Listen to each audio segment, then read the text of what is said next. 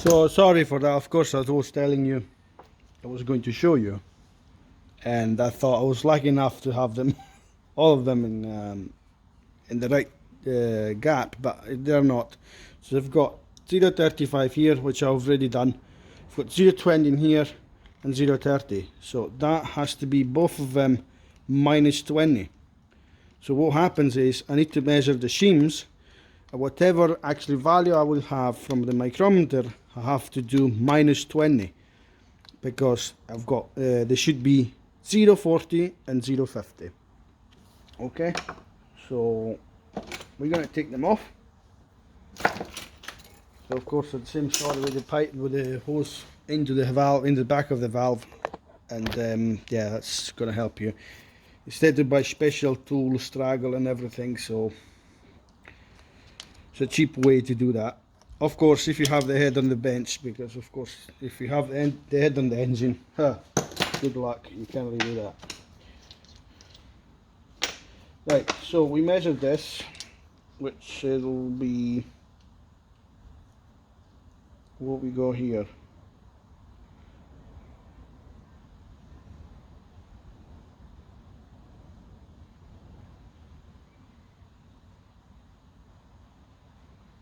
We have 3.78, so let's say 380. So 380 minus 20, I need a 360. 360.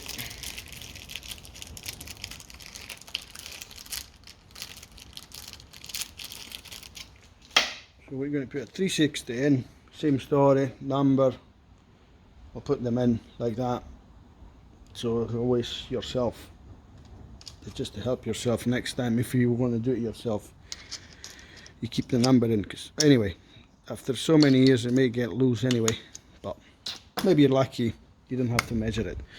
Sound, so turn the valve, turn the camshaft, open the valve, take the hose off, do a full turn,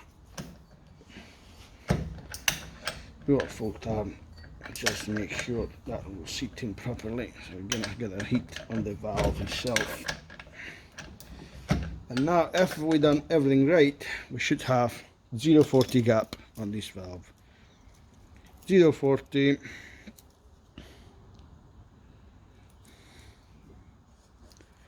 and it's perfect. Okay, same story with this. So whatever it comes off from the bucket, so whatever the shims is, you have to do minus 20. Instead, if you have too much gap, meaning instead to have 30, you have, I don't know, 50 or 60, whatever, so you have to put a thicker shims, because you have to reduce the gap in the between the lobe of the cam and the tappet. Okay,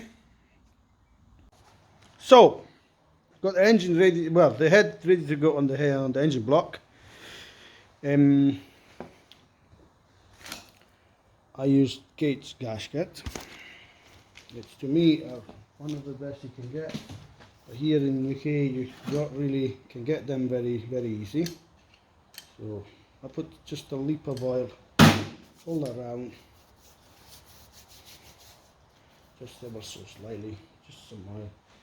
When you put your cylinder head gasket on, make sure it goes straight, and check always with your finger if they give you the right one. So make sure actually the ring is not going to go in the combustion chamber, because it happens in the past that somebody put the gasket without check it, and what happens, you will start your engine and the piston will bang against the cylinder head and knocking. So head off again. Same story with bolts. Bolts I put just ever so slightly some oil on the thread and not on the head, just where the washers are.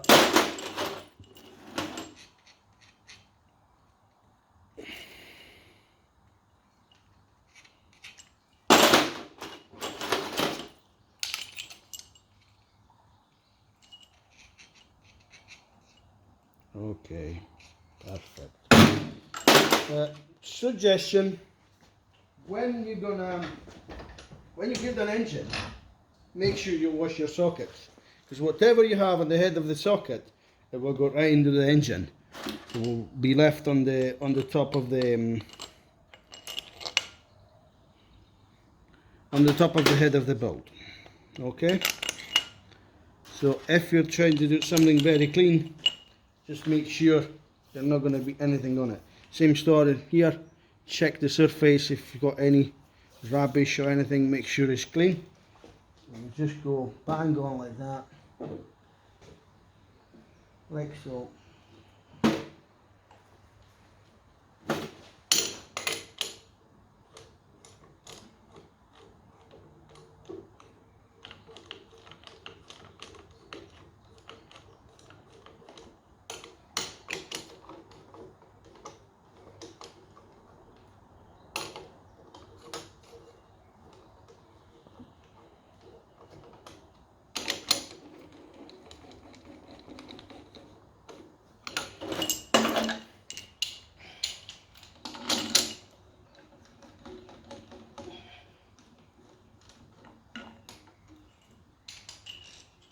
And so on, just put them in like that. Torque set is 6.3 Newton meters. So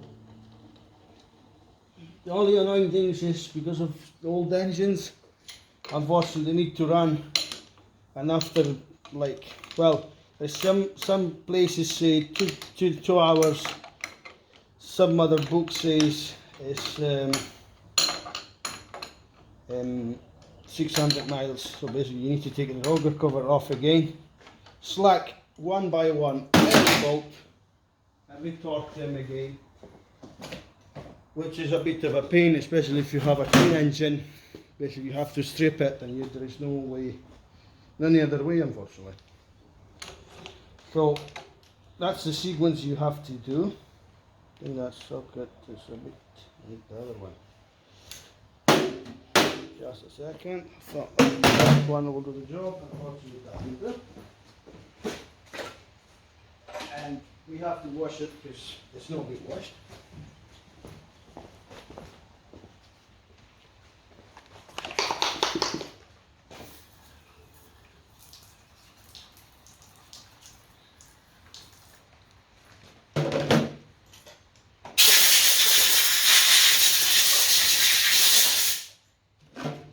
Another blast. Make sure when you build your engine, there's no dirt in the engine itself. Because there's no point to clean an engine when you have dirty tools and you put them in. What's the point? Just make everything dirty.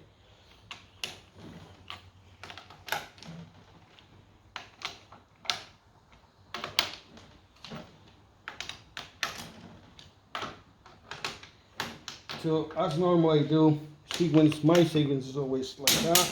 The first two in the middle, and after you go across, like so.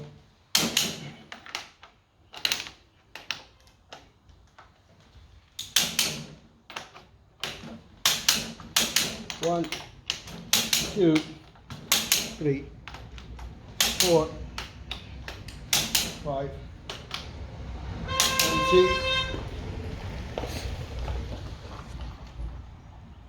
Okay, and that's the head torque. So I'll come back to you with another video shortly, which we're going to build the rest of the engine. Okay, have a good one everyone. Cheers.